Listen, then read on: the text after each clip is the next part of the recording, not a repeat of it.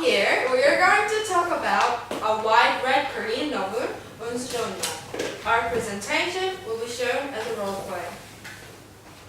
Hi girls, would you please do me a favor? Sure, what is it? My friends in Australia are so eagerly excited for me to recommend them a Korean novel to read.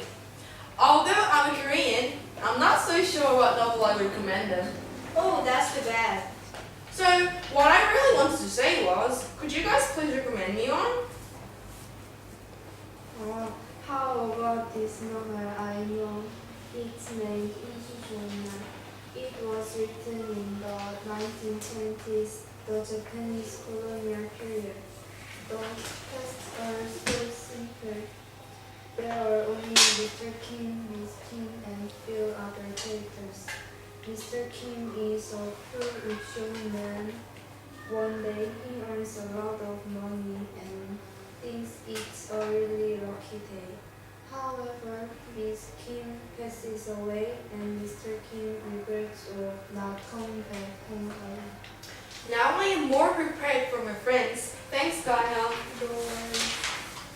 Wait, did you mean the Japanese colonial period from the start of the 20th century?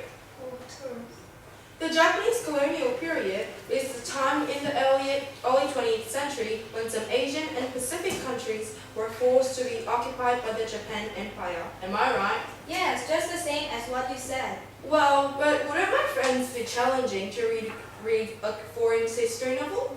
Then I'll tell you some of the reading points of this novel.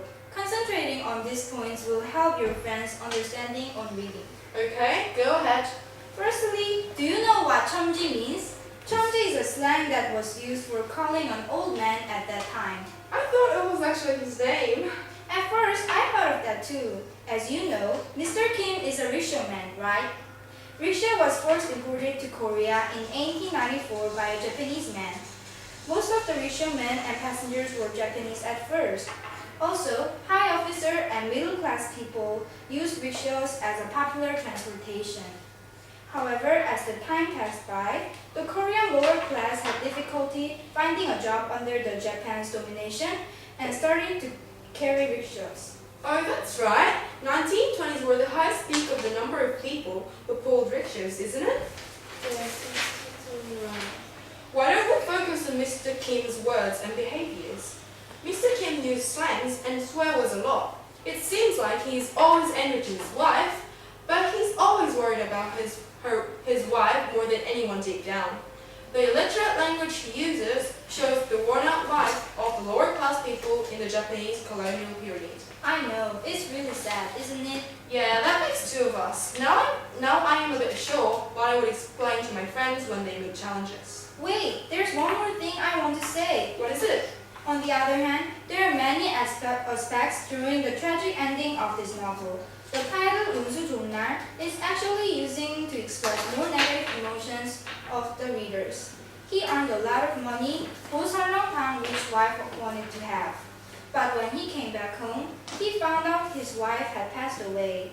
Lastly, the description of the gloomy, rainy weather indicates the sad ending. These factors pictures Mr. Kim's life more negative and tragic. We can guess that the author used them for more emotional thoughts of the readers. I agree with that too. You should definitely make sure your friends know about the irony and the paradox. I won't forget it. Thanks again for your help, guys. That's all good. I think we learned more about the novel Unsujeonna during the process of preparing this presentation. Even though this novel was first introduced to us in our Korean class, Kaya, Minzu, and I could contemplate more deeply about what the author might have actually thought, the hard life the lower class people had at that time, and also how people express their emotions differently with what they truly are feeling sometimes. I was so impressed about the way the author gave clues about the tragic ending. I thought that if I were Mr. Kim, I wouldn't be hiding my emotions too much. Thanks for the attention, and our presentation is ending here. Thank you.